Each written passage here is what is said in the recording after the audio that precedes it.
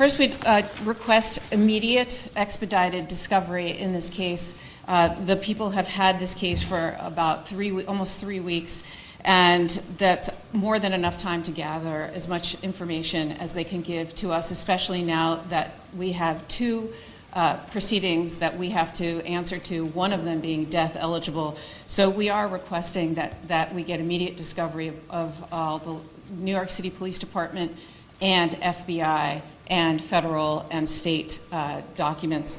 And the second thing I want to make a record of, Your Honor, is I'm very concerned about my client's right to a fair trial in this case. He's being prejudiced by some statements that are being made by government officials.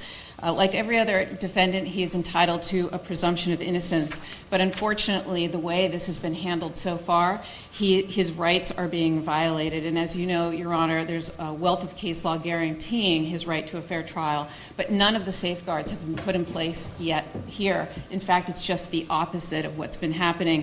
He's a young man, and he is being treated like a human ping pong ball between two warring jurisdictions here.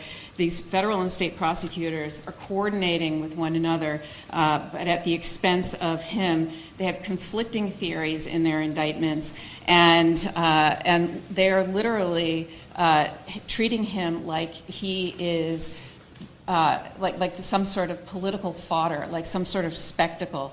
He was on display for everyone to see in the biggest staged perp walk I've ever seen in my career. It was absolutely unnecessary. He's been cooperative with law enforcement. He had been in custody for over a week. He waived extradition. He was cooperative at all accounts. There was no reason for the NYPD and everybody to have these big assault rifles that, frankly, I had no idea was in their arsenal.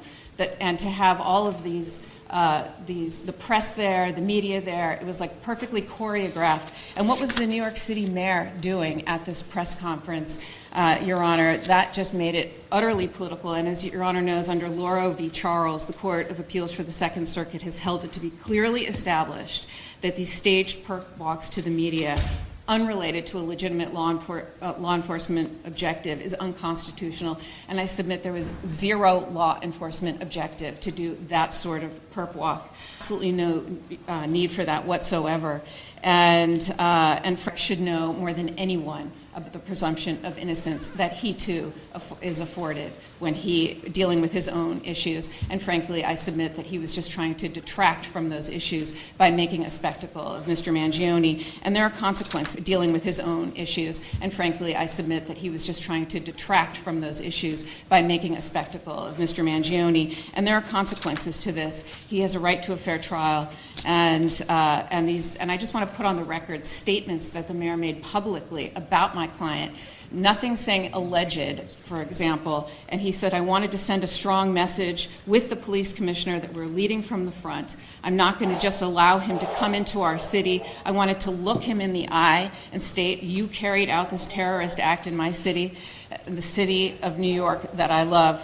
And he wanted to show symbolism. Your Honor, he's not a symbol. He's somebody who is afforded the right to a fair trial. He's innocent until proven guilty. And the mayor was talking to jurors, future potential jurors that elected him. Those are the people that elected him, that he is talking to and calling this man a terrorist. So, Your Honor, I just want to make a record of this and put everyone on notice that this has to stop. And my client is entitled to a fair trial and the presumption of innocence. And we're going to fight these charges, whether it's in the state or federal, to the fullest extent. Thank you, Your Honor.